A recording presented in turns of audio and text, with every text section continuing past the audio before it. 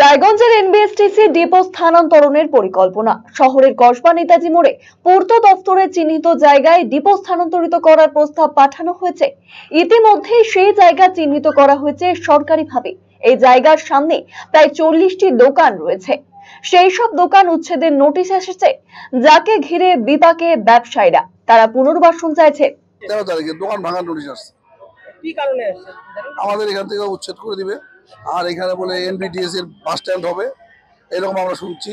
আবার কেউ বলছে যে এটা ট্যাক্স সিন্ডিকেট হবে, বিভিন্ন কথা আমরা শুনতেছি। কোনো ফাইনালি আমরা কিছু বুঝতে পারছি না। আজকে এমএলএ সাহেবের সাথে কথা বলার পরে যেটা দেখলাম, এনবিটিএস এর স্ট্যান্ড হচ্ছে,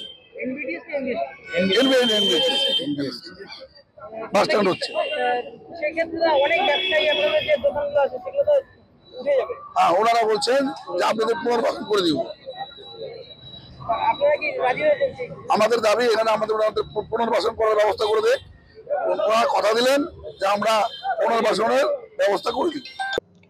এদিন ওই জায়গা দেখতে যান রায়গঞ্জের বিধায়ক কৃষ্ণ কল্যাণী, পৌর প্রশাসক সন্দীপ বিশ্বাস, ওয়েস্ট দিনাজপুর চেম্বার অব কমার্সের সাধারণ সম্পাদক শঙ্কর কুন্ডু সহ অনেকেই। বিধায়ক জানিয়েছেন, এই স্থানে সরকারি বাস ডিপো স্থানান্তর করা হবে।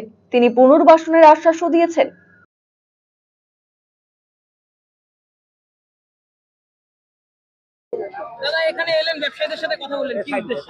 দেখুন, এখানে আমাদের রায়গঞ্জ যেটা এনবিএসটিসির যেটা ডিপো রয়েছে, সেটা এখানে স্থানান্তর হওয়ার কথা হচ্ছে।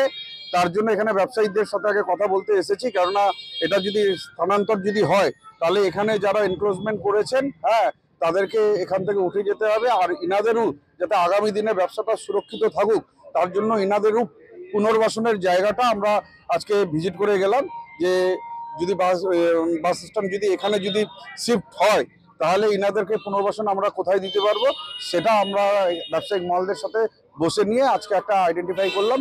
আমি চেম্বার অফ কমার্সের সাধারণ সম্পাদক শঙ্করদা রয়েছেন, ওনাকে দায়িত্ব দিলাম যে একটা উনি ম্যাপ বানাবেন, একটা যে যারা দোকানদার রয়েছেন এক্সিস্টিং, তাদেরকে কোথায় শিফট হবে, আর সেই ম্যাপ অনুযায়ী তারা শিফটিং হবে।